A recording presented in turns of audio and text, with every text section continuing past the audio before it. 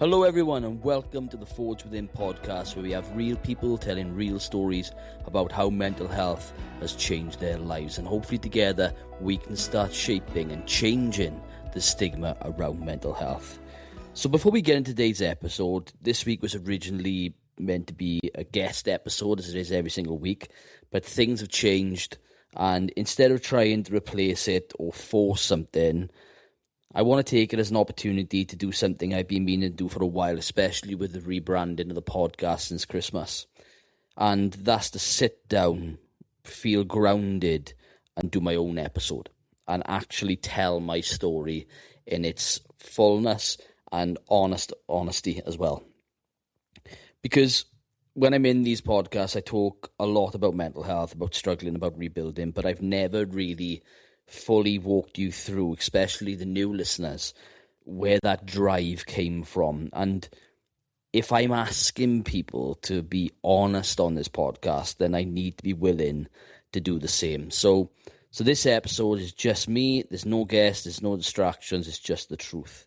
So before this podcast, before the book, before any of this, the social media and everything, I generally nearly didn't make it.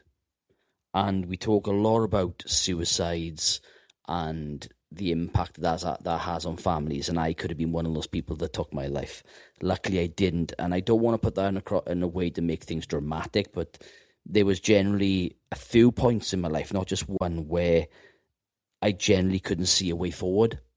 Everything felt really heavy, confusing, like I was holding it together on the outside, but inside I was slipping. And the hardest part about all of that is, from the outside, you would have never guessed. And that's a common trait at the moment. People who are funny, telling jokes and stuff, they are the ones who are really, really struggling on the inside. And I was one of those. I know I was still showing up. I know that I was smiling. And I was trying to be the strong one every single day. And if I'm honest, there's a good chance that some of you are listening right now and know exactly what that feels like. It's maybe a different story, but it's the same feeling. So today I'm not going to give any advice, really. I'm going to talk you through my life. I'm just going to be really honest with you and what it actually looked like for me. There will be elements of the story which are quite distressing. If you find that you are listening to it and it's making you feel uneasy, then please skip forward. But I try to be as honest as I can when I talk about my story. But hopefully at the end, you'll have a general idea of the things that I went through. When we think of trauma, or we think of mental health and childhood stories or childhood trauma, we normally think that things start in chaos, but mine didn't. My upbringing was amazing. I was born in 1989, so I'm 36 now as I'm recording this podcast.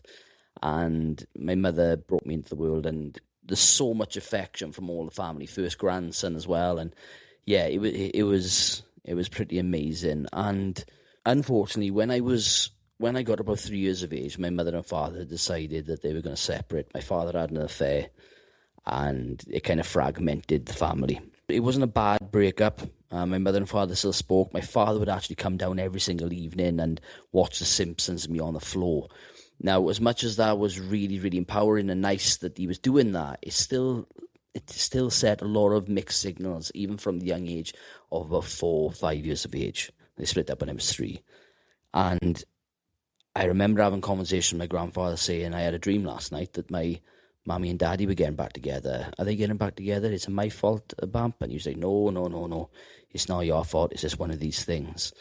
And what I didn't know is that my mother was really, really struggling in regards of, not mental health-wise, but trying to process the fact that her husband had left her and trying to be supportive. And when I look back at the videos now of me when I was like 2 to 3 and 4, she was carrying all this emotional trauma inside.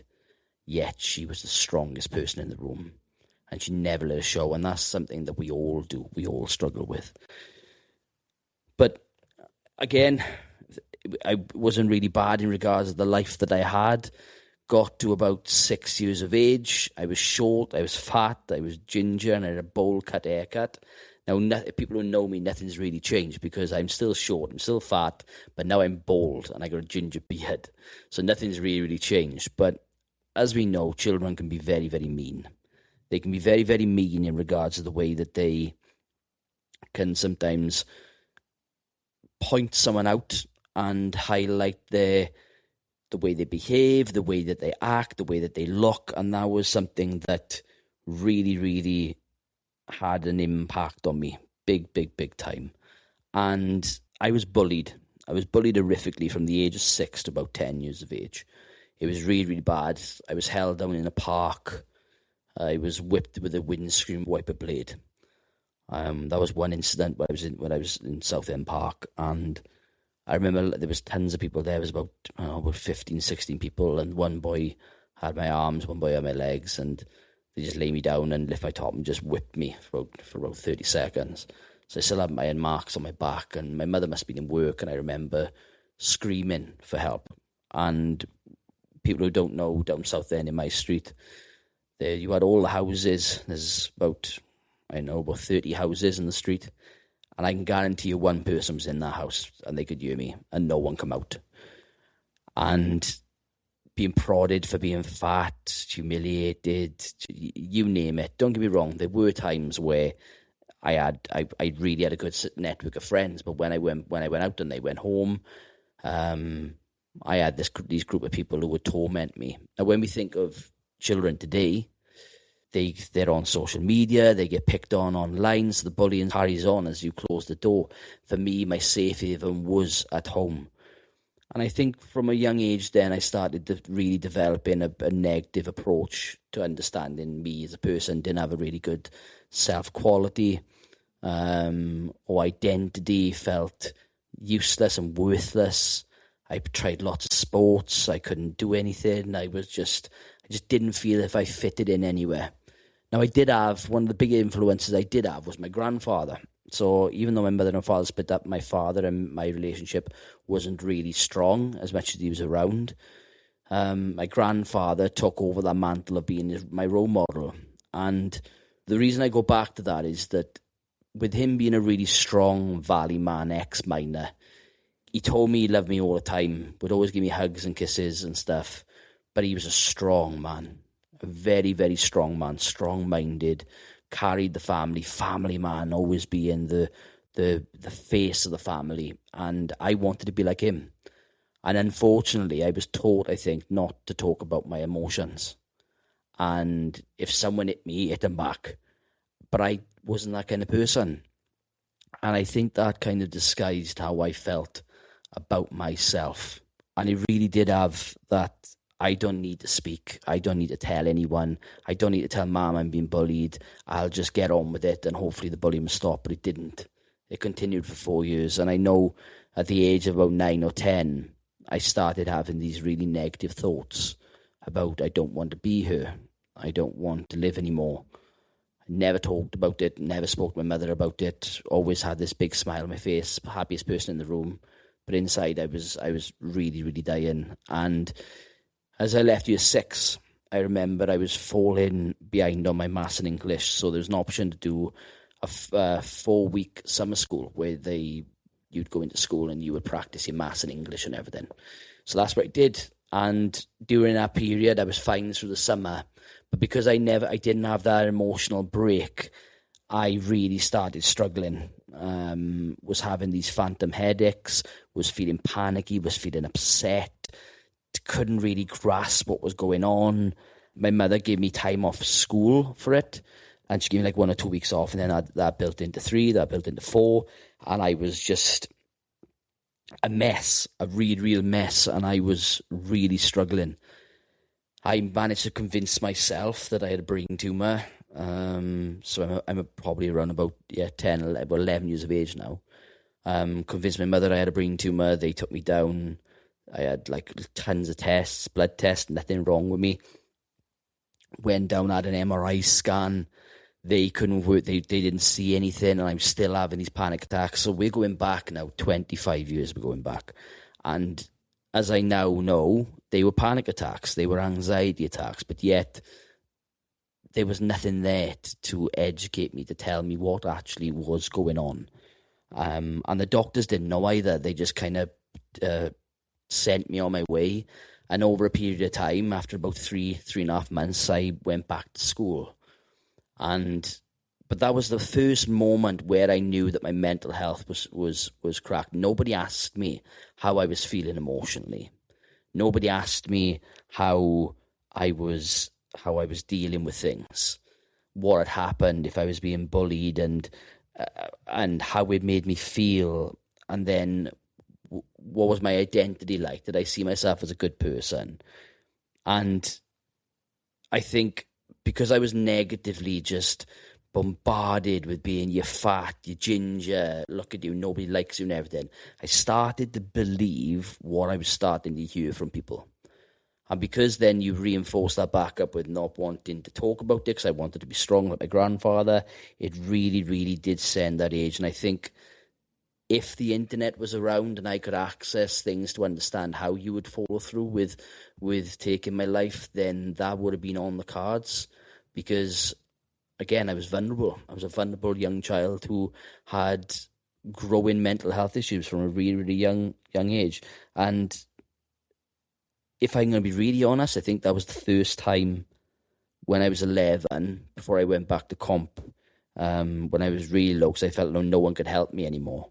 That was the first time I remember that I didn't really want to be here. That was the first time that developed. But something is quite mad, right? Because it's mad how things change. My father played badminton, so I used to go up to Tredegar Sports Centre and do badminton in the sports hall. And there were two sanctuaries. One was my home, and one was the leisure centre. And I only used to go and play badminton and just have a knock and everything. And then I started enjoying it. I started enjoying badminton. I started to really enjoy going on the court, taking my frustration out on smashing a shuttlecock and exerting myself. And I started winning some matches, and then I went to a tournament, and things just exploded.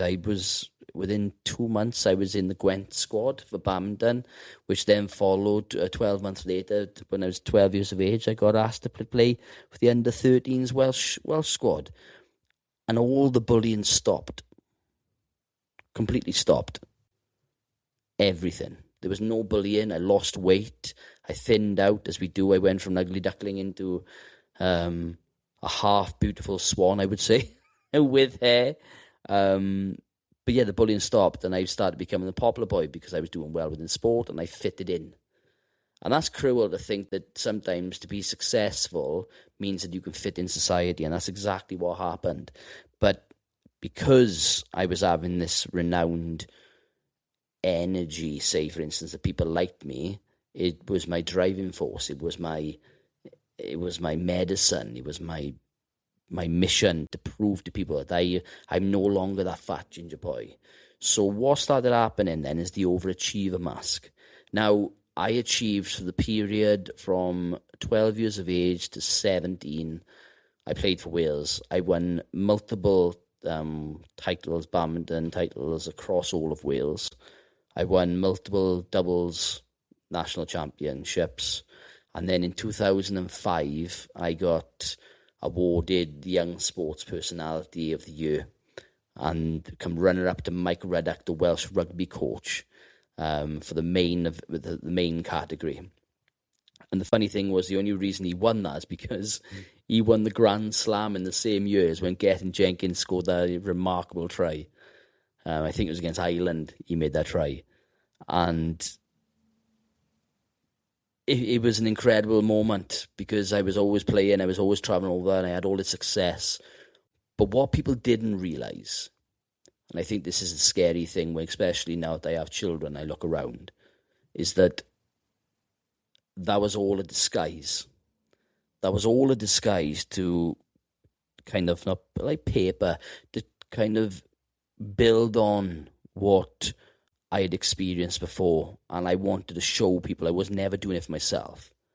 I was suffering every single day because I would exert myself. And I wasn't the most talented person in the world, but I'd run through a brick wall.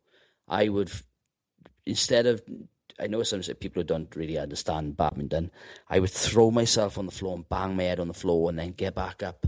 And then I'd be out running continuously. I'd use all my break times in comprehensive to practice my serves. I was manic. It was the first point of being manic because it was my drug. It was my way of not becoming that what I thought at the time was that useless fat child who was bullied and everything. And I had to maintain this image. But after I won the Sports Personality of the Year award, I think it was about 4 months after that, Mike Ruddock finished as the Welsh rugby coach, and it was a shock to the entire nation. But I remember something he had said on the Titantron, because he wasn't there in person when I was speaking to him when we were at the Blaen y Gwent Awards. And he said that family comes first. And I know now that he had left the Welsh Rugby Union because he wanted time with his family or something. And that stuck with me, because at the age of 17, just going into 18 years of age, my mother, after years and years and years of taking me all over the country, paying for trips abroad to France, to Belgium, to Switzerland, all over Wales national titles and everything, and only being a single parent, she'd got herself in debt. Now, I was totally aware to this, and if we go back to when I was younger, my mother kept all her cards tight to her chest and never showed any sign of that she was struggling at all. And when you take in consideration the badminton rackets, like 250 quid a racket, I had 3 of them, new trainers, because I'd be going through the trainers a lot, restringing rackets, and then obviously court fees, and there was no sponsorships.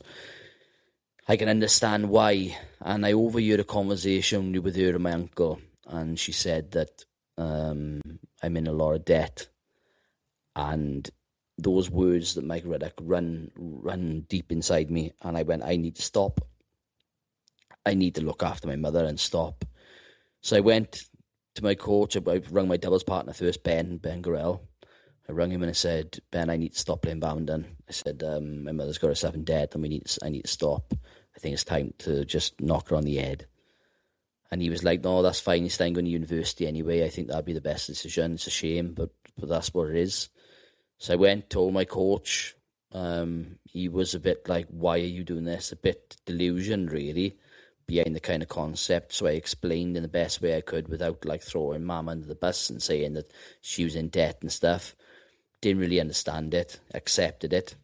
But what hurt me then is about a month after I finished, there was a vile rumour going around through Welsh badminton that because I was from the valleys, I'm assuming anyway, that the reason I left is because I was a drug addict and selling drugs up in the valleys and stuff. And that hurt because I'd always wanted to feel accepted within badminton, to feel that again, not everyone in the valleys is on drugs and stuff. Do you know what I mean? That's a minority. Yes, there's a lot of deprivation up there, but you don't tar everyone with the same brush. But unfortunately, that's a big thing. People in the valleys don't have the number of opportunities that people within the cities do. And I kind of broke the trend on that. And it still hurts me to this day, really, when I think about that people had that image that I would be a drug addict and stuff. But unfortunately, once I left, it didn't save my mother's financial situation. The damage was already done. And we ended up having to sell the house and we had to move to a small bungalow in a residential area. And for a long period of time, especially till a few years ago, I held myself responsible for that. So I know now as parents, we do anything we can to put our kids through their university courses, to put them through their football or their sport or academic wise. But when we do that and it doesn't work out, and sometimes if we fall in debt, it's trying to think about how that child feels then. Do they feel as if they are responsible? And that's how I felt for a long period of time. Didn't talk about it again because I kept all my cards close to my hand, the generational trauma of don't want to process anything. But yeah, that was a real difficult period. But I needed to try and find a high. I needed to find the high because I couldn't again fall back into being that short, fat ginger child, and I'd overachieved for years, and I had to be strong. So at the moment, I'm wearing my strong mask. I'm wearing the overachiever mask, and the next period was the ultimate period for me because I decided I wanted to go travelling. So I just turned 18, and I'd said to my mother, I said, I want to go to Australia. I want to do this. Well, there was an opportunity. My mother knew someone in work, and she said that there was an orphanage in Thailand where I could go and I could spend 2 to 3 months. I could get some work experience. It'd look really good on my CV. And then I would travel down through Indonesia and then into Australia and do some surfing and work out there and come home. And it was a dream because that's all I wanted to do. I've always been I was always a free spirit anyway. So anyway, we decided to look more into it. My mother was a bit like, I don't think you're ready, but being headstrong, I was insistent on doing it. So we met up with the family. They agreed for me to go out there, spend like 2 to 3 days out there before I transitioned to the orphanage. Everything was sorted, fine. Now, all my family and my father didn't agree with it whatsoever. He thought that I was being really silly going out there. There was no need. I was ego chasing, and me being me, I was like, no, you don't understand. You never understood me. I want to do this. And I did. The day that I was leaving to go to Thailand, my father came down and he was breaking his heart. And that's when I should have said to him, it's okay. I wish I could go back and speak to him then and say, try harder not for me to go. But again, he didn't know how to process the situation. I was headstrong, and I just wish I could have said to him that, look, Dad, I'm sorry. I really need to go, and I love you and everything, but I didn't. I just kind of thought, well, why is he being like that for? I mean, it's typical. That's what he does. And I blew him off. And it's quite sad, really, because when you reflect back on them moments, and I'm being a dad myself now, I know how I would feel if my child was going to the other end of the earth and I didn't agree with it. But anyway, we went. I remember going to the airport from Heathrow. My nan, Pam, my 2 cousins, my auntie, my mother. We all drove up in 2 cars, got up there to wish me off. And when I reflect back now on that moment, there was a moment when I was just about to leave my family, and I genuinely felt as if I was being glued to the floor, as if someone was saying, like, don't go, this isn't right. And again, when I look back now, the strong mask of saying, you've already had a leaving party, you raised all this money to go away, you've told everyone you're going away for a year, you don't want to show your true emotions, you want to show that you're strong, you're independent, and you're going to do it. When inside, really, I was screaming, I don't want to leave. But ego, it's a big thing that we talk about within mental health as well, and your own perception of the strong one mask just overruled everything. And I got on that plane and I went to Thailand. And when I got out there, it was fab for the first 3 days because I stayed with the family. They had a lovely villa. I was in the pool thinking, oh my God, this is the life. This is amazing. It's amazing food. But again, it's all a facade really of what was to come, because when I got into Pattaya, so that they were actually staying in Bangkok, and where I was staying was in Pattaya. And as we know, if people know Pattaya is one of the biggest prostitute places in the world in regards of the amount of prostitutes that you could find. And it all stems back to the Vietnamese War with America and stuff, because it was one of the main ports. And when you look at it, a lot of them are doing it because it's the only way that they can make money. It's really, really sad, really, when you look at the history and understand why these people are doing it and stuff. But where I was staying, it was an orphanage on the outskirts of Pattaya city centre, and it was a lovely looking place. It had swings, it was lovely rooms, typical, as you can imagine, an Asian country. It was a very, very big building, really. Classroom and bedrooms there and everything. And going there and meeting the children was amazing. And then I wasn't actually staying in the orphanage. I was staying about 500 yards up the road in a little apartment. And the apartment, when I went from the orphanage there, was, I don't know, it was probably around, let's say, 15 foot by 15 foot square. It had a toilet with a hole in the ground, because and it was on the second story. That's how they would urinate and get rid of their feces and everything. They would drop it on the toilet, and then you would, which was alien to me, squatting over a hole and pooing down the toilet, which was just like, oh my God, I'm not used to this. I had a sink. I had a little balcony with a big tree outside, and it was a good drop. There was probably around, I don't know, I was probably about 15, 20 foot up in the air, probably, where the balcony was. But yeah, that was my home. That's where I went. But what I didn't realise is that all the children in the orphanage had all obviously been rescued off the streets, and a lot of them had been passed through the sex trade. So they were kids there at the age of 3 that were sold by their parents at the age of, I don't know, 6 months to a year to make money to survive. And unfortunately, those kids were passed through the sex trade, where they'd been multiply sexually abused. And you knew that about the children. And still every single day, a lot of them would have a massive smile on their face. They were grateful for seeing me. They'd hang on to my arms and call me Strong Welsh Dragon, because I took a Welsh flag up there with me. But that was harrowing to see that those children had been through so much trauma, yet they still had the bravery to smile every day. And this one boy, I won't say his name for confidential reasons, and if he's alive now, he's going to be in his late 20s now.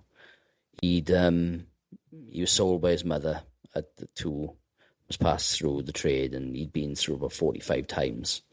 It was tragic being passed through that, but he'd had this wicked smile every morning, and he'd go, Sam, Sam. He'd run over to me and he would wrap his arms around me and smile. And that moment would haunt me for a long time, because I would put my trauma and my experiences and compare them to his, and then say, well, why can't I smile and why can't I be happy?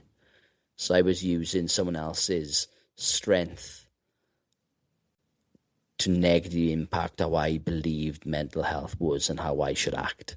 And we should never do that, really. Everyone processes trauma and everyone understands trauma or deals with it in different circumstances. But when you're young and naive, you don't know. And what we would do refuge work out in the slums, and we would take refuge bags out there into small communities. And again, seeing some of the situations that some of them families were in was incredible. It was a real eye opener. But there were episodes within the small villages that the children had been through. You could tell that there was talks around there being like rapists in the villages, and you always had that kind of idea of what you knew what was happening in the orphanage, that this is happening here as well, and you couldn't do anything, you couldn't intervene.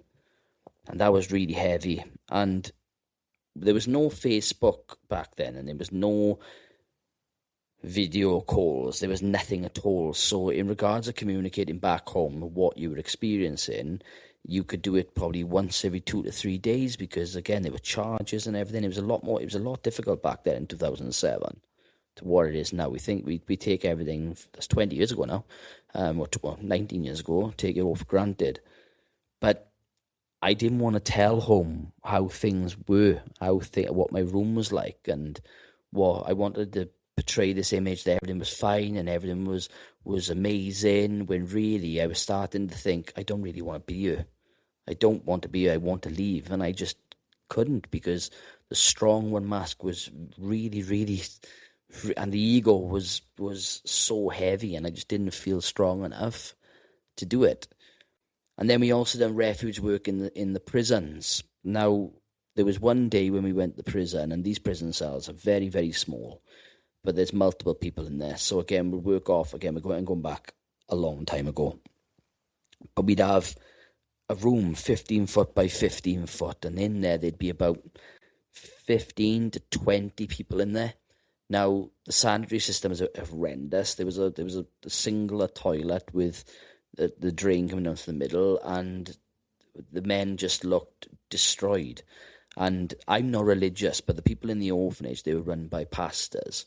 They were all giving Bibles out and talking about the Bible. Now, I couldn't talk anything about that. I'm a just a traditional valley boy who beforehand played badminton for Wales and just was normal. I believed anyway, even though I had all this trauma that was being processed. And there was this man, must have spotted me, who was in the cell, must have spotted I could speak English. He darted over towards the railings, and he was looking at me, and he was saying, I need help, can you help me, I need a phone call. And he was Dutch, I believe, and I was like, well, what can I do? So I turned to my left, I said, can we help? And they were like, no. I turned to my right, and I was like, he needs help, and they were like, we'll give him the Bible and stuff. And I was like, but that he wants a phone call, he needs help.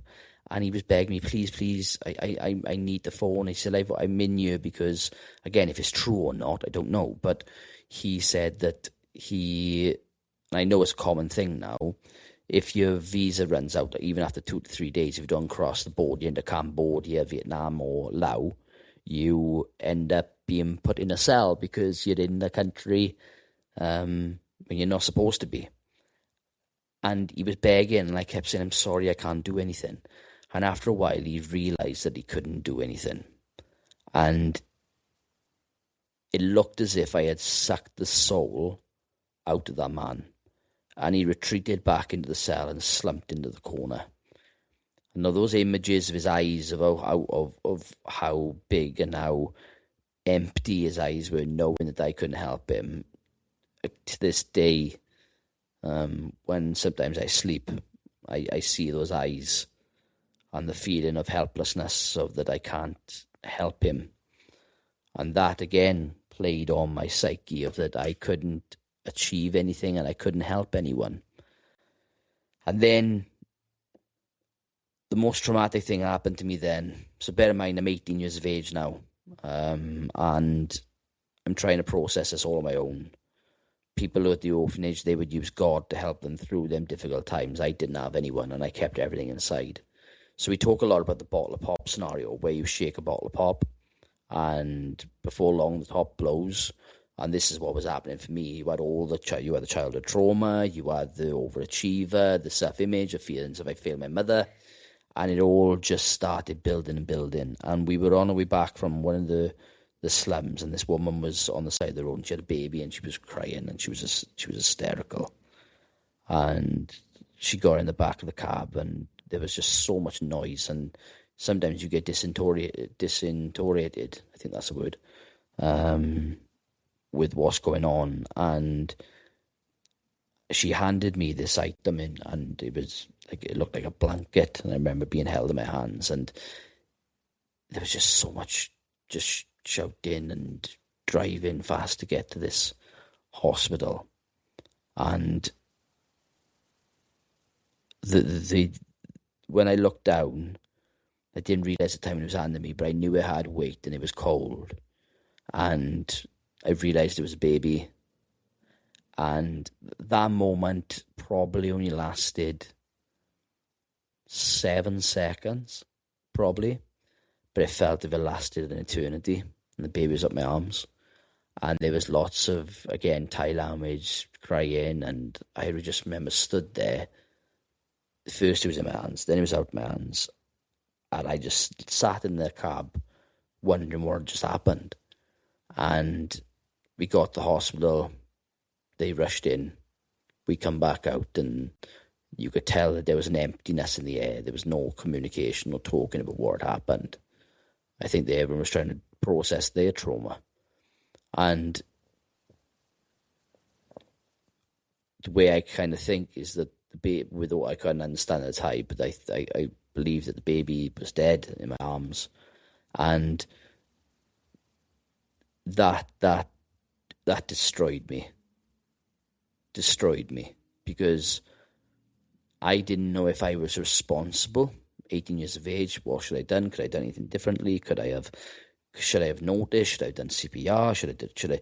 And there's all these questions. Should I have done this? Should I have done that? And it just, again, it totally broke me.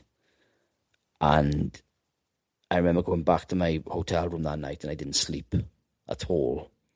Just thinking about it. And even if I picked anything up, I felt as if I was holding this thing in my arms, which I know when it was a baby, if it was alive, and nothing felt real. I just felt as if I was living just didn't feel as if I was living in the real world.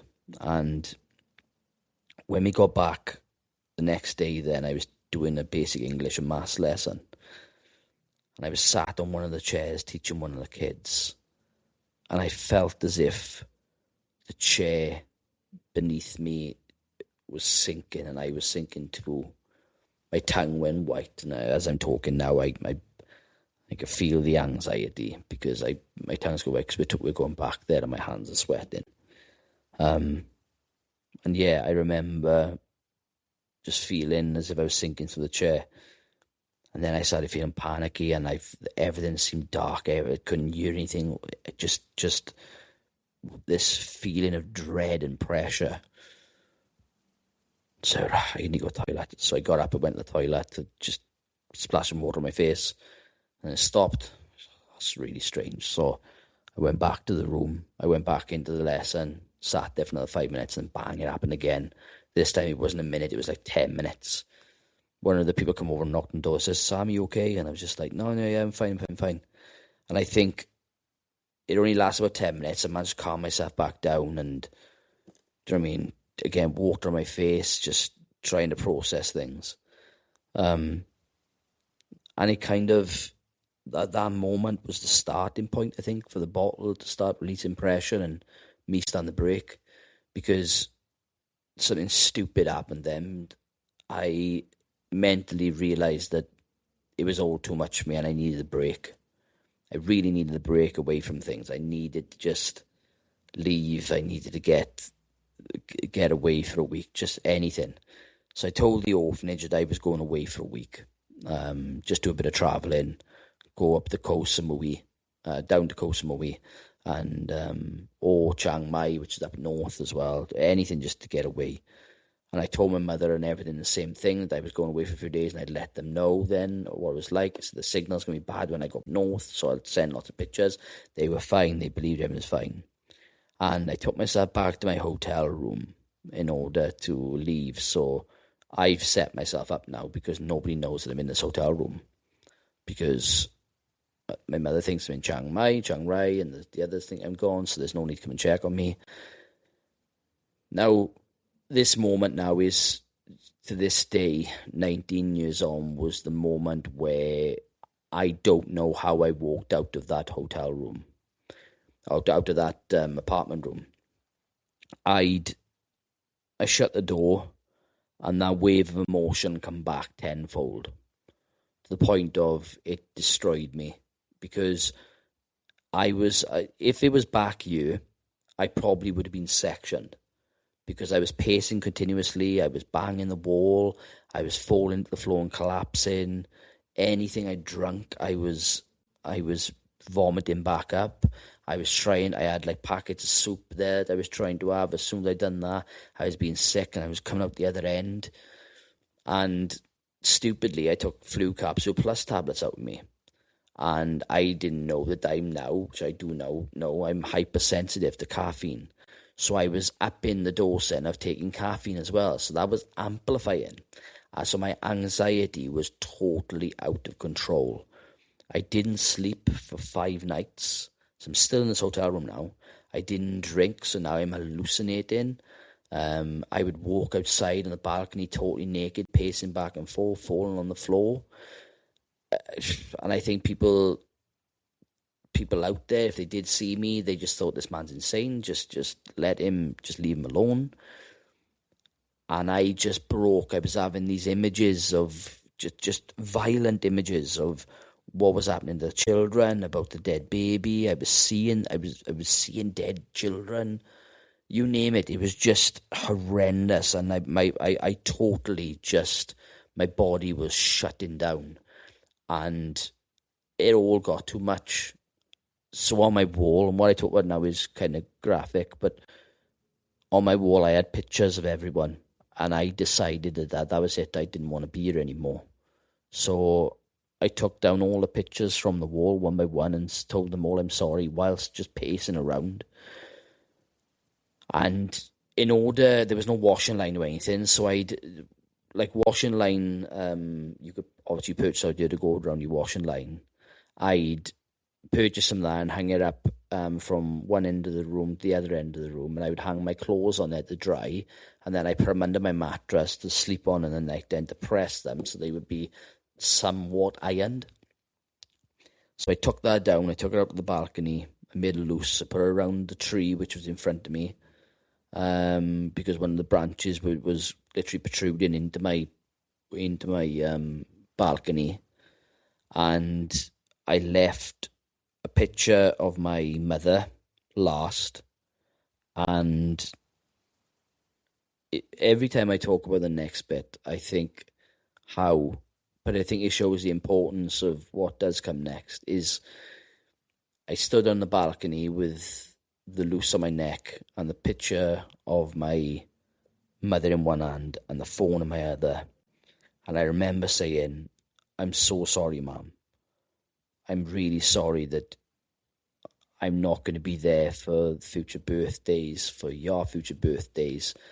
I'm sorry I was a failure, and I just need help. Please help me. And just as I was about to step off the balcony, and people can call me bullshit, but if you listen to episode 1 of the podcast, when I have the conversation with my mother, she will honestly tell you what happened. And my phone rang. And the person who was on the end of the phone was my mother. And the line was silent for about 10 seconds. And my mother said, "What's wrong? Tell me what's wrong. Something's wrong. I feel sick. And I know something's wrong." Now, what comes next are probably the most important words I've ever spoken, because they saved my life. And when you say these words, it's got the potential to save your life too if you were going through this. Now, I don't know why I said it, probably because I felt really vulnerable and I needed help. But I could have said, "I'm fine, Mum, nothing's wrong, it's all good, I'll give you a ring in the morning, I've just woken up," and I would have jumped. But I said to her at that moment of time, "I'm not okay." 3 words. I'm not okay. And those 3 words saved my life. I took one step back off the balcony, took the noose off my neck, and sat there and cried continuously on the phone. My mother said, "You're coming home tomorrow. I'm going to sort a flight out and you're coming home." Money was transferred. I went to the orphanage, said I need to leave, that I wasn't well, booked a plane home and come home. So what happened? What was meant to be a full year was only 6 weeks. That's all I was out there for. But in that 6 weeks, as I got home, I had massive panic attacks on the plane coming home. I was a mess. Managed to compose myself. I think the only thing that kept me going was the fact that I knew my mother would be on the inside. But as soon as I got off that plane and I come through them doors and my mother had seen me, you could see that she was broken. She was very, very upset, visually upset. Because what had happened was, in that 6 weeks, I'd probably lost about 2.5 stone. And I wasn't really fat either back then. So my cheeks were gaunt. I looked really thin. I looked tired. I was pale. But she had no idea what was actually going on. So we got home, and this period of my life is, well, as we go through this as well, is I broke my life up into stages. And this kind of first stage of my life is the denial stage. This is the stage where there was multiple opportunities to talk about my mental health, to drop the strong one mask, to drop the overachiever mask, but I didn't. I wanted to show that I was strong and I was independent. I should have said that I was being bullied when I was younger, but I didn't. I should have said that with badminton, I should have talked to my mother openly about how I felt about badminton, why the way it was making me feel, but I didn't. I should have listened to my father that day when he said don't go, instead of dismissing him. I should have listened to people who said, why are you going to Thailand when you could have just gone to Australia? Why are you doing this? And I didn't. I stuck my own ground. And that is why that's denial. And within the Forge methodology, this is the O stage, because denial hides potential, and that's what it did. So we'll move now into the next stage, which is the flame. And this is acknowledgement. And this is something that a lot of people live in. Majority of people live in within the UK, within this stage, the acknowledgement stage, as they say. So when I come back from Thailand, we kind of had an idea of how I felt. I had a few days where I was just sleeping in bed, trying to recover. But it didn't last long. Within a week and a half, I started slipping back into the pacing, into the anxiety attacks that I know now. We were in the bungalow for like 2 days. I continuously walked to the back door, to the front door, back to the front door for about 12 to 13 hours. We'd lie down in bed, have to get back up, panic attack after panic attack, just vividly seeing things. So we phoned the doctor, asked for help, and you can see how far that has come now, mental health services, because I don't think it was really understood back then as much as it is now. But I remember the doctor saying to me on the phone, what do you want us to do? And I'm the one who was suffering. I'm the one who was pacing back and forth. And then a professional, a mental health professional, will turn around and go, what do you want us to do? We can't do anything. And then to go to the GP, and the GP say exactly the same thing to me as well. So back then I was totally dismissed for my mental health. That I was young and I was emotional and I'd been to Thailand.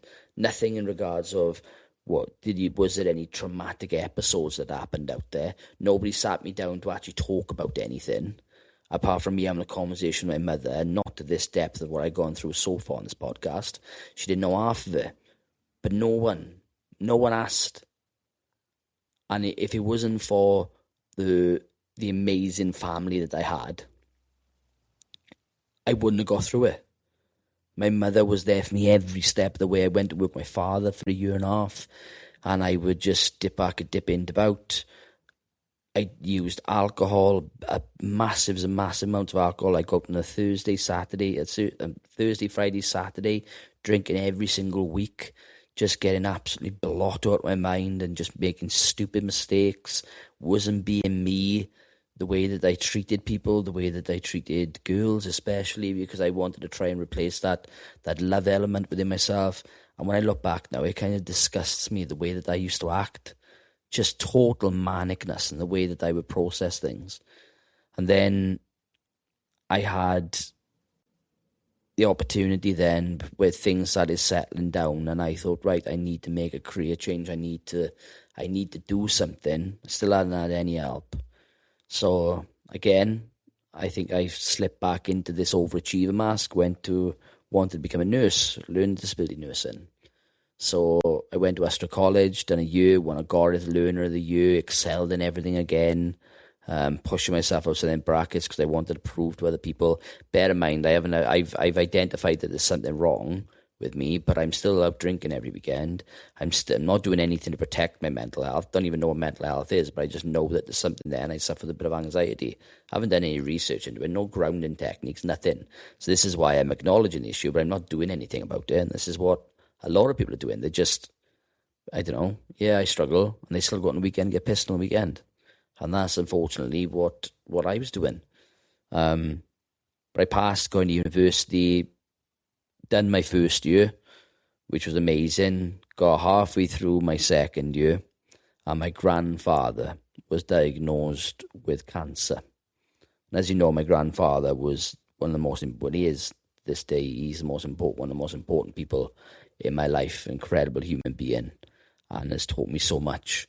And when you haven't dealt with the trauma, all that does is just lie under the surface before it resurfaces himself. And I wasn't successful in getting a scholarship through my badminton for university. My girlfriend at the time was cheating on me, and all these things started happening, and I had a really bad relapse again. I started pacing back and forth, feeling these suicidal thoughts, didn't want to be here, anxiety attacks. But luckily, when I went to the doctors, there was an amazing doctor there, Dr. Davis, a female doctor, and she identified that I might be struggling with my mental health. So she introduced me to mirtazapine, which is a mood stabilizer drug. So I started on mirtazapine, but it takes a while to enter the system, and there'd already been a lot of issues with the way that I was dealing with university because we were doing placements. And when I was at the placements, I couldn't commit to the placements really because my head was all over the shop. I was worried about my grandfather as well. So the choice was made by the university and myself that it'd be best to step away from university, go back in September, and look at redoing the course, the half of the second year and third year. So that's where I agreed to. Went back to with my father till the September, and just my luck, they changed the curriculum from a bursary payments, which meant that if I was to go back and do the degree, I would have to redo all my qualification all over again. So that then reinforced the fact that I'm a failure, I'm a fuck up, and I've never achieved anything. So even though I achieved badminton, I never achieved what I wanted to do, was to go to Commonwealth and all them things, because even if I did have all that success, I didn't achieve anything because I didn't reach my end goal. So I was really criticising myself. But the medication was in my system. It worked for a while, but the anxiety was still there. It was really peaking, really quite bad, quite vicious. So they introduced me to diazepam. So I was then given 5 milligrams diazepam then to try and calm myself down. I had about 14 tablets, and I used them to bring myself down and only use them when I could. And everything was good, was fine. I managed to stabilise myself again. Got a really good job within the council, for Torvine Council, working with adults with learning disabilities.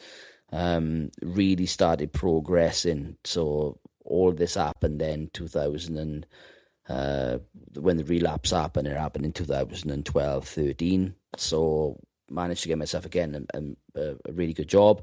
Started with the council, and then that year flew by. And then 2014, then I met my wife, my world. She's an incredible human being who I adore beyond words. I would do anything for her. And yeah, me being me and being manic, in that year, I'd gone from being at home like a bachelor, let's say, to moving in with my wife out of area. So from Tredegar down to Newbridge, become a step parent to her 2 sons, Kyan and Lloyd. And we had a dog Bob. Took on all that responsibility. Kerry got pregnant very early. So me being old-fashioned, I decided to ask her to marry me. So within a year, from January to December, I'd moved out of Tredegar, moved in with her, taken on all the family, had a baby, and got married within a year. People were like, "But what you're doing is crazy. Why are you doing this? This is insane. Putting all that time into that, and you haven't thought it through, being manic and everything." And luckily, that was 12 years ago, and we're still together, and we're stronger than ever, and it was the best decision that I've ever made, and I cherish her. But even though that was an amazing moment, in the last 12 years of being a married man and having the kids has been amazing, when you struggle with your mental health and you become a parent and you don't process that, everything is amplified, because you need to you feel guilt if you show any sign of weakness, because you don't want the children picking up on your trauma. And that's what I believed for a long period of time. So instead of dealing with my mental health, I would still drink, not massive amounts, because I was out of area and I didn't have the friendship network. But I would go away to like festivals down at Glastonbury and get absolutely obliterated out of my mind. And because I was putting the kids before me, my mental health was deteriorating consistently. But the kids were the one thing that really made me keep going. And then in 2018, I was part of an amazing project to help a mindfulness app with an amazing gentleman. Again, won't name names for confidentiality reasons. Met him through football. His son played football, and I was the coach. And it was an amazing moment right from 2017 to 2018 of building relationships and seeing what I was doing and character building. And I decided to quit my job to go and do this full time without giving any thought to it at all of how it all works. And Kerry was saying to me, "You shouldn't be doing this. You need to think about a bit more, because you haven't got sick pay, you haven't got consistent money coming in." And me being me, I put myself before my family because my ego overmatches everyone else, and I don't really give a fuck about anyone else. So I did that. And because there was no really set plan and I didn't understand what I was doing, I started tripping up on things and didn't understand certain areas of the business, and my mental health was deteriorating because now I'm under severe pressure of trying to provide for my family, which is an all-known fact to people at the moment. When people are trying to provide, they're working all the hours in the sun, and then guilt sets in, and guilt's a killer. Guilt's horrendous. And it built and built and built and built and built. And then in the July, it was decided I would step away from the business and from that, which was totally fine. It needed to happen for me and for the business as well. But I was left with that sense of, I'm a fuck up, I'm a failure, I've achieved nothing, even stronger.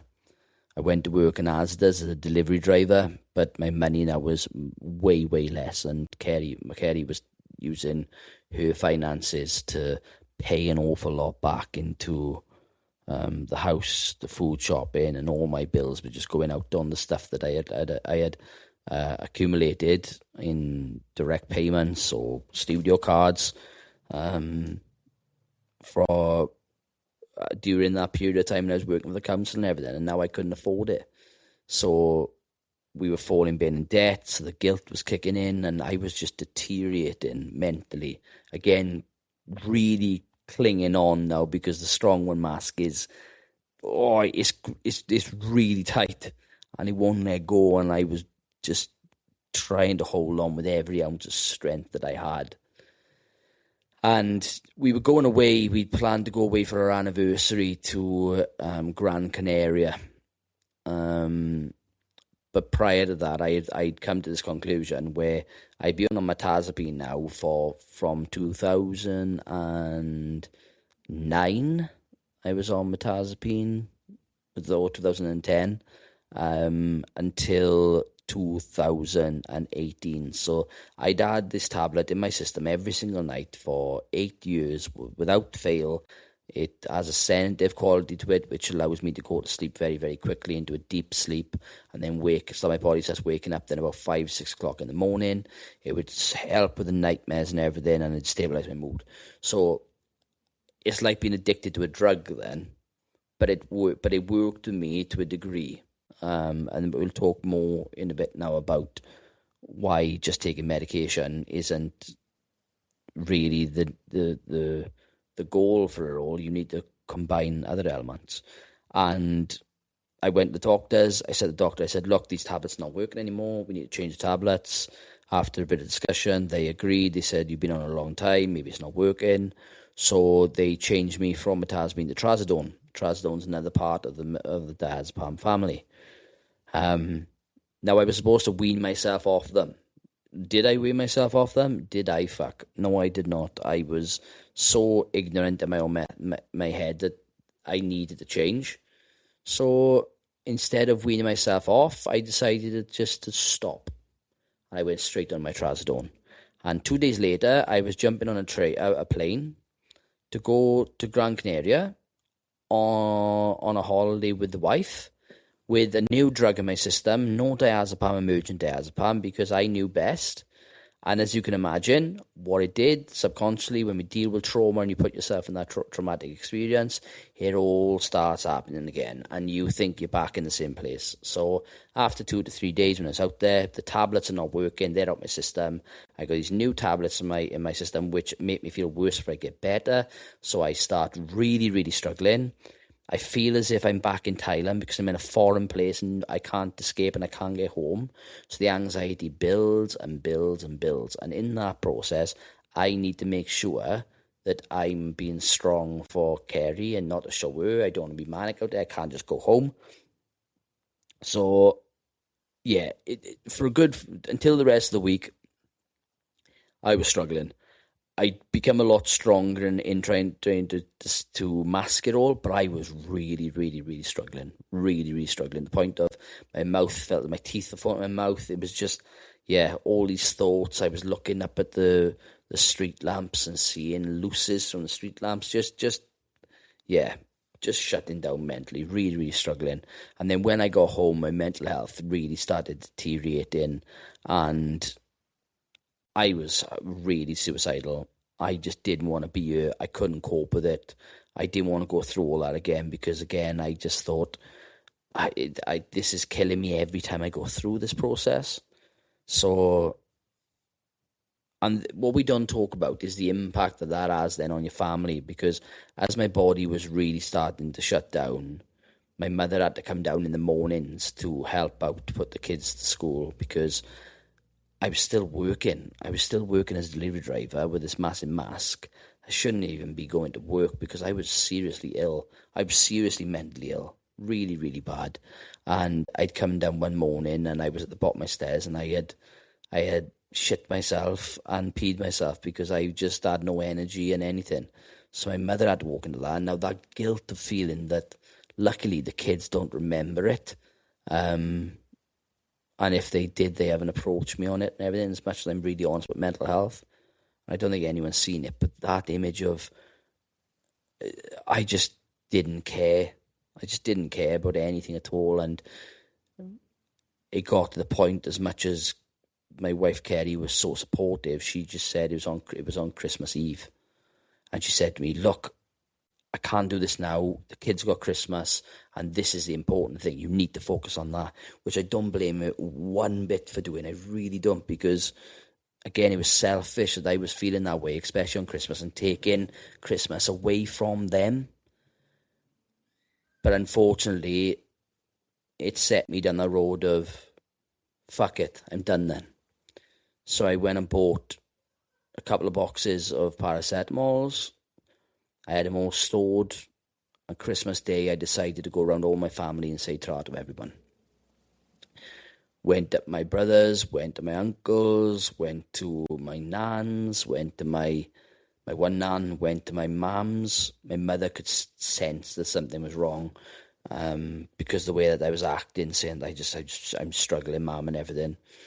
But I was didn't really, again, we still didn't know what the problem was in regards of, we understood that there was anxiety there because that's what I was being treated for. But I wasn't doing anything about it because all I've done is acknowledge the fact I'm taking medication, but I'm still going to drink in the weekend. I'm still partying. I'm still having like Monsters and Red Bulls and all the things that contribute to me feeling ill. I just thought medication was the answer when really on its own it isn't. And the last house was my nan and Bam's house. And by that time of going round everyone and saying I'm done with life and I don't want to be here, I'd kind of just had enough. And I remember my father was down there, and my father came in, and my dad being my dad, he was like bouncing around like a bunny because it's Christmas, but I was just done. And I said, Dad, I can't do this anymore. I don't want to be here. And he said these words to me, and they stick with me now. And it's so, so true. He said, you're always going to have mental health and you're always going to be manic. You've got to learn to live with it. And that could have gone two ways. Because when I went home that evening, I could have sat there, waited for everyone to go to bed and thought, fuck you. Taking the tablets, woke up and I wouldn't be here now and I'd be dead. And I didn't. It allowed me to really sit there and think. It really allowed me to sit there, and I had the tablets, and I put like 5 in my mouth, and I spit them back out, and I didn't do it. I didn't do it, but then I had another phone call later on in the evening. Kids are in bed and everything. It's late on the Christmas Day, and the 2 boys were with their father, and my boy was sleeping, and Kerry had gone to bed, and I was sat downstairs with these tablets. Fucking hell crazy. And I remember saying, the phone rang, and it's my mother, and she said, when you were there today, you had that same empty look in your eyes you did in Thailand. And she always says that the eyes are the window to the soul. And she said, I didn't see anything. You looked empty. And she went, I have this feeling, same as Thailand, what's wrong? And again, I could have turned around and thought, fuck it, I'm not going to say anything, I'm just going to do it. But for the second time in my life, I said, I'm not okay. And she just said, tomorrow I'll come down. Are you safe? We spoke on the phone for a while. And she said, go and see Kerry. So I went upstairs, I hid put the tablets in the bin. Didn't say anything about the tablets or anything. And the next day my mother came down. I told my mother. And we went off to have an emergency mental health assessment, where on the way there I had taken up to like 55 milligrams of diazepam, popping like 3 tablets every half an hour to try and calm myself down. So I kind of basically almost overdosed on the diazepam, even though it didn't really touch me because I was so hyper. They then put an assessment in place that I could go home as long as like all tablets were removed from the house or locked away, that I was under that kind of watch. I was given a mental health nurse who was incredible.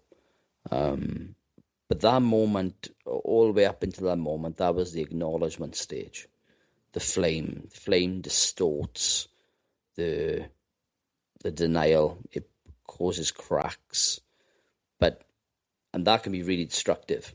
That period of time can be very, very destructive in how we talk about and how we process that information. And that's what that period was. There was a hell of a lot of highs, a hell of a lot of lows, but nothing consistent. And the problem is with that then is that when you don't have consistency, you might not have contentment, but when you don't have consistency, things can become really, really, really difficult because you don't know where you are and you can't build the foundation off the top of it.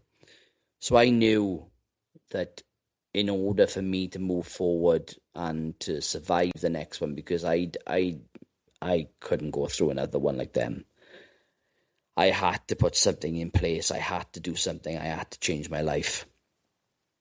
So I done something within the Forge method, is what we talk about now, is called holding myself accountable. Now, the only person who was going to get me through all of this, to make this transition, to make that move, was me. Now, medication is incredible. I'm on medication now. I'm on metazapine. After that, I was introduced to sertraline. So sertraline I use as my anti-anxiety drug. It can be used for other purposes as well within mental health. And the metazapine is my mood stabilizer. I was given 5 milligrams diazepam in batches to try and help me through, but I haven't taken a 5 milligram diazepam since 2018. So looking at 8 years ago now, I haven't taken diazepam for, which for me is incredible. I know that they're there if I need them, but I again, what I did was I had to look at all the things that I had done before and realize what part I played in a role. So if we go through the process of the denial stage first, which is the O stage, the flame is the acknowledgement. The anvil is accountability. The anvil is the steady point where you look at what you're responsible for. It's steady, it's strong. And that is what accountability is for me, and that's what the Forge method is. I look back at when I was again, when I was bullied and stuff, I should have spoke up then. That was my fault. I shouldn't have gone to shouldn't have gone to Thailand. That was my fault. I should have been more mature in my decisions. So there was all these things that I look back at and thought, well, actually, I'm responsible for this. No one else is going to drag me to therapy. No one's going to tell me to EMDR. No one's going to stop me from drinking. No one's going to help me educate myself in this. No one's going to allow me to put all these methodologies and grounding in these positions. So that was a big moment for me. But that alone didn't work, because something else had to happen with it. The biggest thing to add to that, to add to accountability, is acceptance. And that's the hammer. Now, within the forge process, you have your ore, you heat it up on the flame, and then you have your hammer and you have your anvil, and then you strike the metal to shape what you need to. And that's a missing ingredient a lot of people take, because if you go into a situation, you hold yourself accountable, but you don't accept it, you are basically, all you've got is an anvil with no hammer and a piece of metal stuck on the end of it. If you go in with no accountability and you just accept that this is what it is, then you're left with a hammer with a piece of metal singing in the air, and you have got nothing to hit it on. So it's really, really important that the accountability and acceptance are interlinked together and really, really work as a partnership, because when they do, you're able to find the whole picture, how you're responsible and how you can accept it and move forward. And what that did then is that I look back at the bully scenario. Now, them bullies were horrific to me. They scarred me. They were the beginning process for why I felt that bad. But how do I know that they weren't going through some sort of trauma? How do I know that they weren't having the same kind of instance at home, maybe their father, or they've seen things? Does one moment like that define them as a person? And should I waste any more of my energy in thinking negatively about that?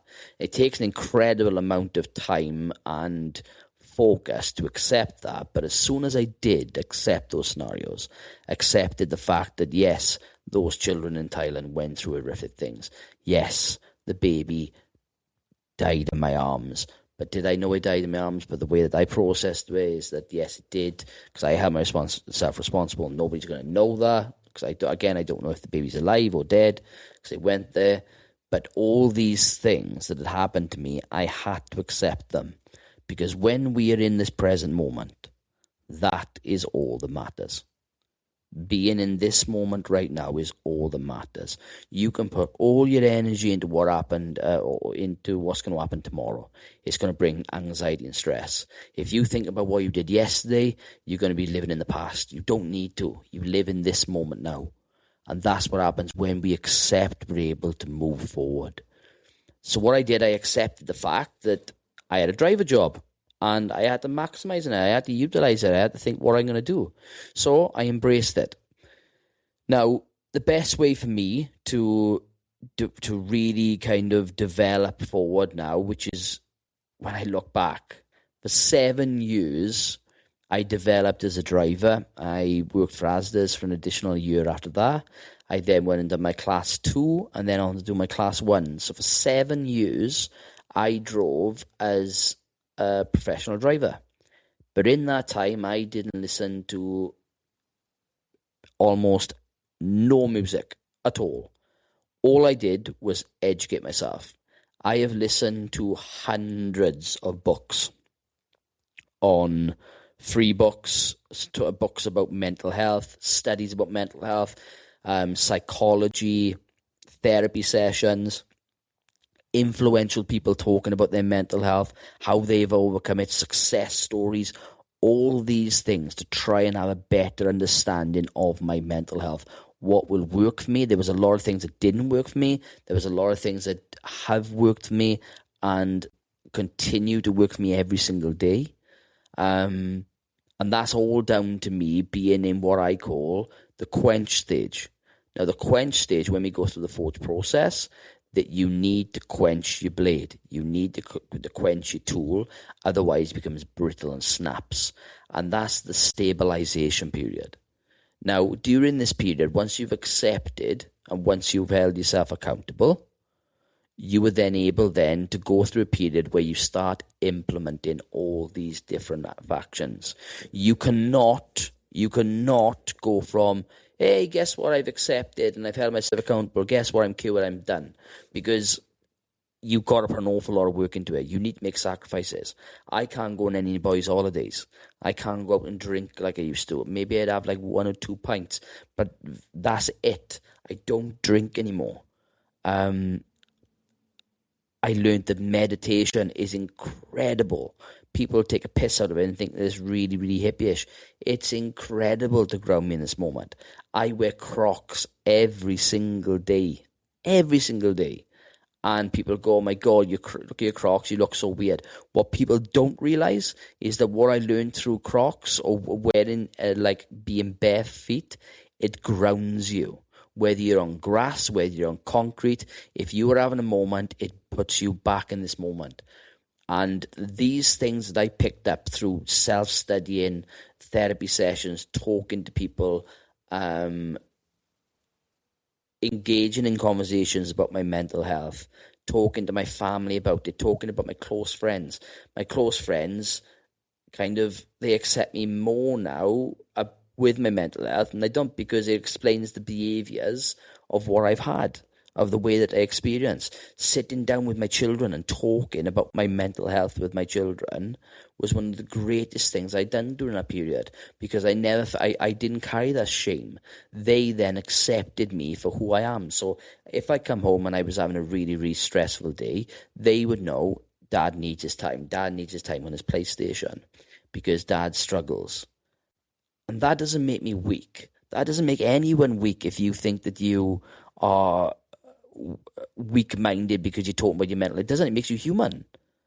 And if I go back to, as much as my grandfather didn't mean to, I think because he was a strong person, if you go all the way back to generational trauma, I'm breaking generational trauma. Because I'm talking to my children about mental health and it's okay to cry. I'll sit down and settee and I'll cry over watching something on TV. And they're going, you're crying? Yeah, damn right I'm crying. Because I'm not afraid to show my emotions. I'm not afraid to say that I'm struggling. Drop the bravado that it's not okay to cry. You can do what you want. You can cry. You can be upset. You can process. You can talk. We are human beings. And that's the biggest thing that I learned during that period of time. It's okay to feel vulnerable. It's okay to talk to people, to feel as if you can move forward.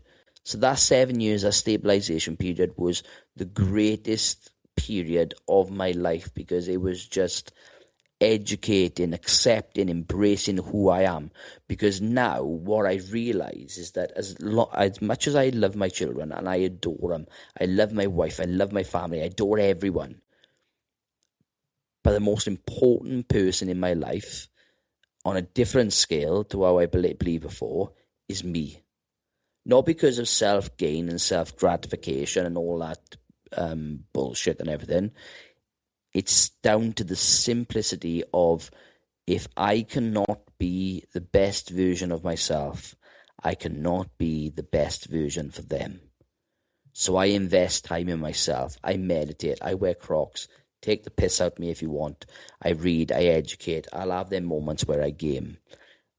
But it has made me a better husband, a better son, a better grandson, a better friend, and a better father. And those are the things that allowed me to, during that seven years, to just stabilize myself, to invest in myself. And that's something that we don't do as a generation. We put everyone else before ourselves, and then we wonder why we struggle with mental health.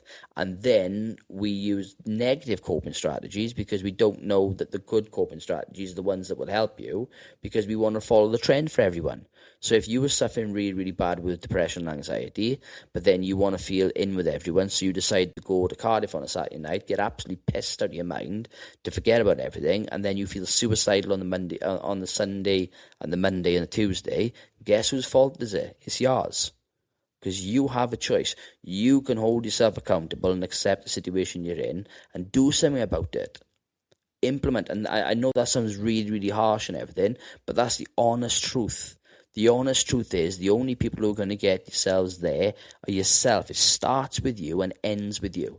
Yes, you can have support along the way, but if you don't want it and you don't make the change and you don't make those things, you don't research yourself, you will be stuck in that same four walls you are in now. And that's the honesty of it all. And then it takes me back to, we're coming full circle to where we are now. 2025, January, decided to leave my job as a lorry driver. Said to my wife, I want to go back into the industry of looking after people. Got myself a teaching assistant job in a learning disability school, which is massively rewarding. So I've gone back into that role of helping people. It's allowed me to flourish as a person. And during that year, I decided to write the book, This Ain't The Forge Within, This Ain't Therapy, This Is Real Talk. I wanted to create a survival guide that people could use, but it related to not just the people who are well educated, but people who might not have had that educational understanding. So it applies to them. It's very, very simple, built for people with dyslexia like myself as well, so everyone can understand it. And like the first chapter is, I don't want to get out of bed in the morning. Now, everyone can reason with that they don't want to get out of bed in the morning. And what that does is shows that everyone struggles with mental health. It's not one of these things to be dysregulate or think that it's a bunch of bollocks, because if someone goes for a run and you see like the Olympics where they're all really healthy, that's fabulous. But what we don't see is the mental side of it. You need to, some people have got more mental defenses to overcome scenarios, and other people are struggling in other areas. But you don't neglect your mental health. You go to the gym to train on a cross trainer, then really, if you spend half an hour on a cross trainer every single day trying to make yourself fit, then spend half an hour meditating and journaling and grounding in the room as well. It's a double whammy. But people don't do that because, again, there's no such thing as mental health apparently, and it's a bunch of nonsense. Well, look, at the end of the day, it's proven the biggest killer for under 45s, for male under 45s, is suicide. So that massively outweighs like cancer and everything as well. So look at all the money that we put into cancer, and the same it goes for people who struggle with mental health. And it's not just men, that is women, that is young adults, that is children. It is rife. It is one of the biggest things in the world. So that's why the Forge method then was created. Because what I wanted to do is to look at how my story, and lots of people had said to me, we love the book, we want to know more about your story, come and do this talk. And I thought, this is fabulous, but people need to know how I overcome it. And that's where the Forge method was built. The Forge method was built off lived experience of going through all that trauma. What it does is that it allows people to look at themselves, look at their trauma, and, or, again, their situation, understand it, acknowledge it, find what they need to accept it, then to hold themselves accountable, put things in place to help ground themselves, to stabilize, and then finally, which is this stage that I'm in now, is the empowerment stage, which is the sword stage. So now I've put all these things in place. I have missed one element of that process, and I'm now thriving and helping people. Now, don't get me wrong, I suffer with mental health every single day. I suffer with anxiety, I suffer with the thoughts, but what I do is through meditation, through mindfulness, through grounding, through playing with my family, playing on the PlayStation, all these things now are controlled to make those experiences a lot less violent and a lot less intimidating. Again, with the Forge method, I want it to help so many people, and luckily now we're working with the Activate program, which is a Welsh government funded program with over 450 members, and we're going to be doing workshops about how they can understand their mental health on, like, we're doing online versions, webinars, we're doing the 1 hour in person, 1 hour online. We've got a 6-week program, so we go through every single stage in detail to allow people to grow. With then working with thriving communities, which are a big organisation back here, doing some work with them.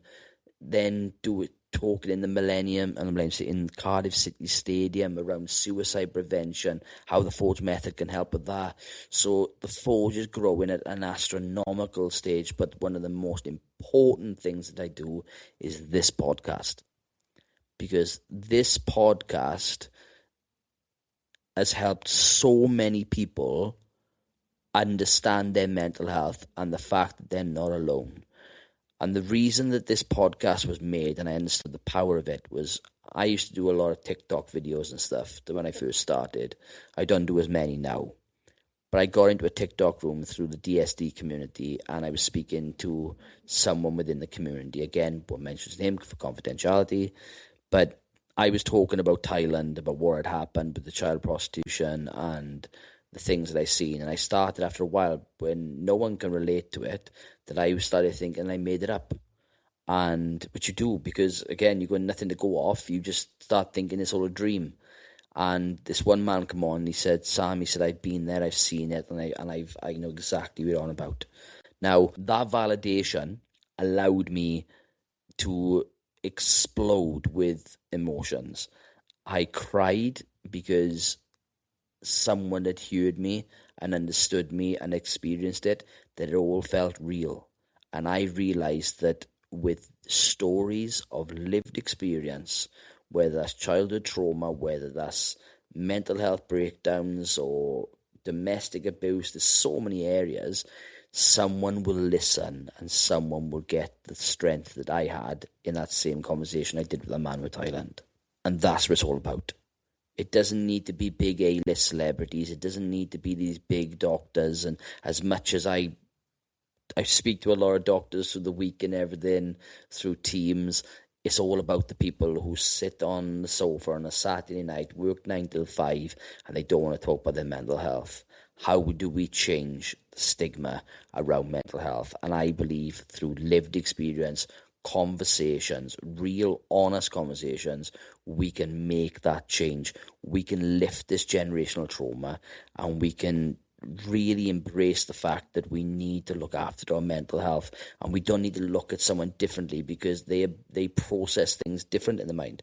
We've got neurodiversity, which is a massive thing at the moment, and the same goes with mental health.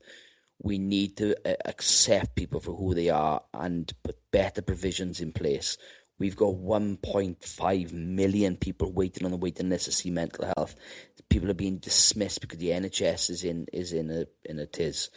But we have groups like You're Never Alone, Andy's Man Club. You've got all these massive establishments now within mental health which are doing incredible work, not just Forge, but again, there's lots of other things. And it's amazing. Jolly Brew Crew done in Newbridge, that's another one.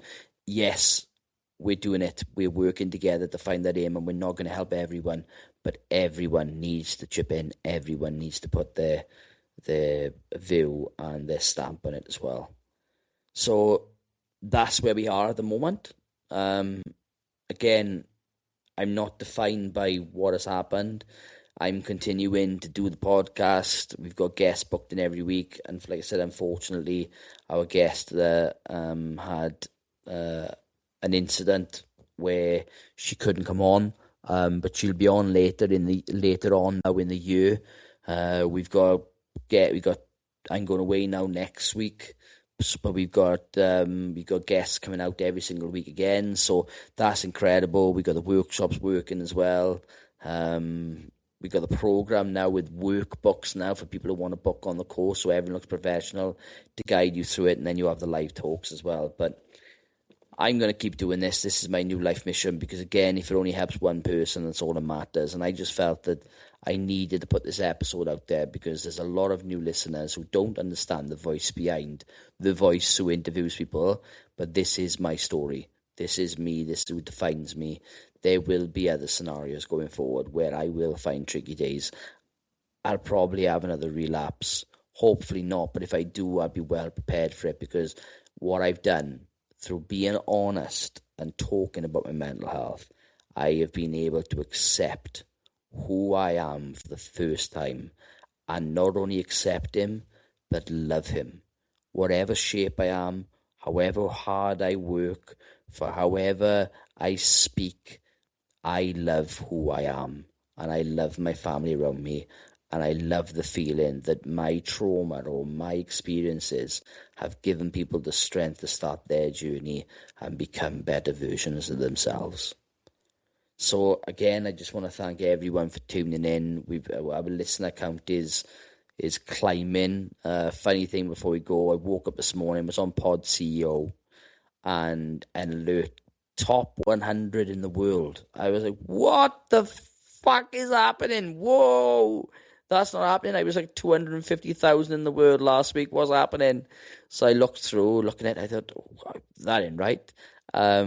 But we had an alert that we are currently number 98 in the world in Trinidad and Tobago. However, I'll take that as a win that the podcast is growing, and whoever is listening to me in Trinidad and Tobago, you are doing a fabulous job. Keep spreading it. But it's not about that. It's about just sharing the stories of the amazing people who come on every single week. It's not about me one bit. My story is one of thousands, millions of stories that hopefully will get told across different platforms, and hopefully the majority of them on here as well. But again, we'll be in the same time now next week. And again, just keep your eye out for amazing things. I mean, if you do come on the podcast, you have listened, it does go a long way if you can just leave a comment, or if you're listening to it on Apple Podcasts, if you can go into Apple Podcasts, leave a review, rate it, subscribe to the channel if you're on YouTube. All these things allow the Forge to become bigger and better every week as we help more and more people, because that's what the Forge is about. But look, until next time, this has been the Forge Podcast, where we have real people telling real stories about how mental health has changed their lives. And as you can see, from every single week, we are doing our job to change the stigma around mental health. So until next time, thank you all so much, and I will speak to you, and you can listen to our guest next week on the Forge Podcast. Okay, thank you everyone. Bye now. Bye.